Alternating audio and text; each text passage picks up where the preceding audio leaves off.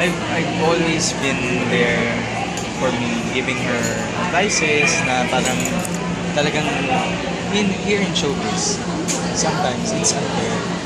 You've done a lot of good. You've just showcased your true self. You've just uh, done what you think is good to yourself and in the eyes of the people. Sometimes it's not really enough.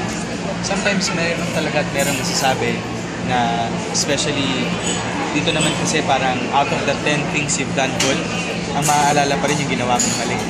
Ganun nga, parang may isang mali ka lang para Yes, minsan yun yung talagang that's what will mark